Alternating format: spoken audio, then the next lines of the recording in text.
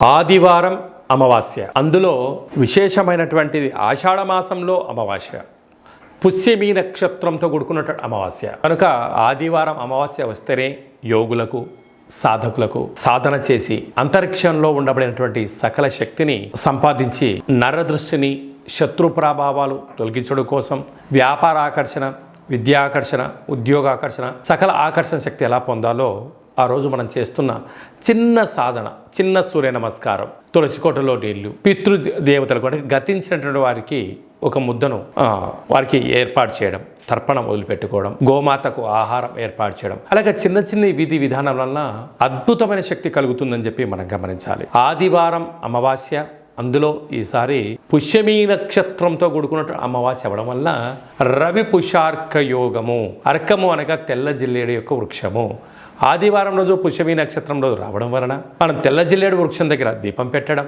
శక్తి కలిగితే ఓపిక కలిగితే ఆ వేరును తీసుకొచ్చి తెచ్చి సింధూరం పూసి ఇంట్లో పెట్టుకోవడం వలన మనకు భావితరాల 7 తరాల వారికి అద్భుతమైన యోగం కలుగుతుందని చెప్పి మనం గమనించగలగాలి. కనుక ఈ ఆదివారం అమావాస్య రోజున సూర్యోదయపు మునుపూర్వమే నిద్రలేచి ఇంటినల్లా చక్కగా శుద్ధి పెట్టుకొని, ఇంటికి వీలైతే మామిడాకులు కొబ్బరాకులు కట్టుకొని సూర్యోదయం రాగానే సూర్యుడికి నమస్కారం చేసుకొని సూర్యభగవానికి అర్ఘ్యం వదిలిపెట్టి ఒక రావ్యాకులో చక్కెర పొంగలి పాయసం వండి సూర్యభగవానికి నైవేద్యం పెట్టడం వల్ల అద్భుతమైన ఆయురారోగ్య శక్తి అని చెప్పి గమనించాలి. అలాగనే ఇంటికి, వాహనాలకు, ఫ్యాక్టరీలకు, కర్మాగారాలకు ఒక ఎర్రటి గుమ్మడికాయను దిష్టి తీసి పగలగొట్టడం, బూడిది గుమ్మడికాయను పూజించి కట్టుకోవడం, ఇంట్లో లేక ఫ్యాక్టరీలో 8 వైపులా నిమ్మకాయల్ని కట్ చేసి పసుపు కుంకుమ అద్ది పెట్టడం, ఇంటి మధ్యలో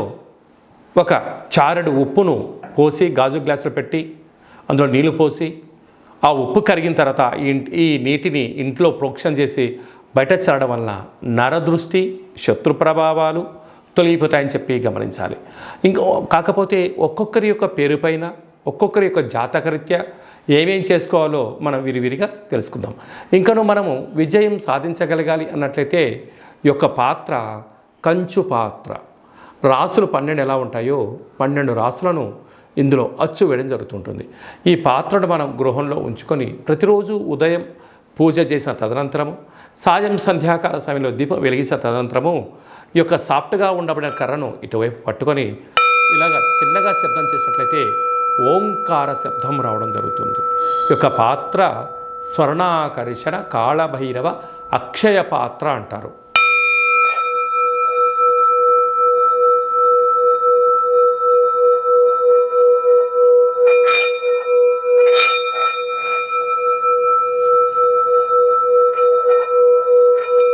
ఇలా శబ్ద తరంగాలను సృష్టించడం వలన మనిషి శరీరంలో చక్రాలు వికసింపచేయడం, గృహంలో ఉండబడినటువంటి జ్యేష్ఠాదేవి బయటికి వెళ్ళడం, బయట సంచరిస్తూ ఉండబడినటువంటి లక్ష్మీదేవి గళ్ళు గళ్ళు మన ఇంటికి రావడం, అన్నింటా ఆకర్షణ శక్తి కలుగుతుందని చెప్పి గమనించాలి.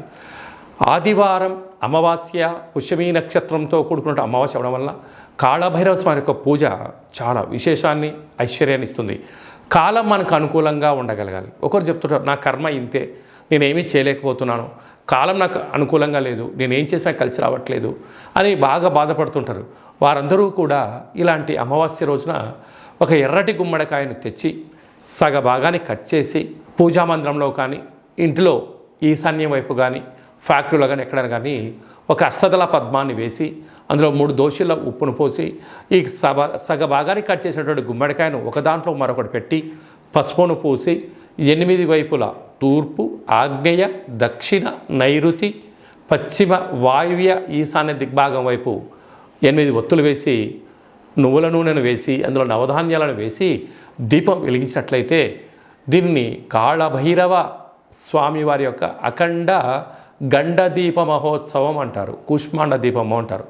అలా వెలిగించిన తర్వాత మరుసటి రోజు వీటిని తీసుకుని వెళ్ళి ప్రవహించే నీటిలో వేయడం వలన ఇంట్లో ఉండబడినటువంటి నరదృష్టి, తంత్ర ప్రభావాలు, తాంత్రిక ప్రభావాలు తొలగిపోయి మనం అనుకుంటున్న అద్భుతమైన విజయం మన సొంతమవుతుందని చెప్పి గమనించాలి.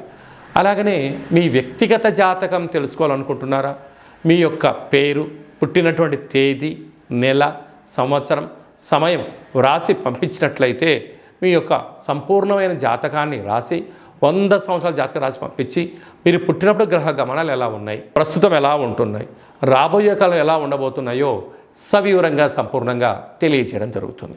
అలాగే చాలామందికి డేటా ఆఫ్ బర్త్లో లేనటువంటి వారికి మీ పేరు యొక్క మొదటి అక్షరాన్ని అనుసరిస్తూ రాశిని తెలియచేస్తూ గ్రహ గమనాలు గ్రహచార రీత్యా ఎలా ఉన్నాయో తెలియచేస్తూ రమణ శాస్త్రం ద్వారా అనగా గవళ ద్వారా భూత భవిష్యత్ వర్తమానాన్ని కాళభైరవ ఉపాసన చేత తెలియజేయడం జరుగుతుంటుంది.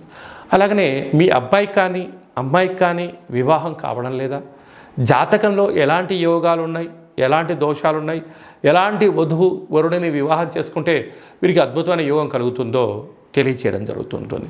అలాగా వివాహ పొంతన చూడడం మన యొక్క దేవాలయంలో ప్రత్యేకత. గతంలో వివాహం చేసుకున్న దంపతులు తరచుగా గొడవ పడడం, విడిపోవడం, పోలీస్ స్టేషన్లు అనడం, కోర్టు సమస్యలతో బాధపడుతున్నారా?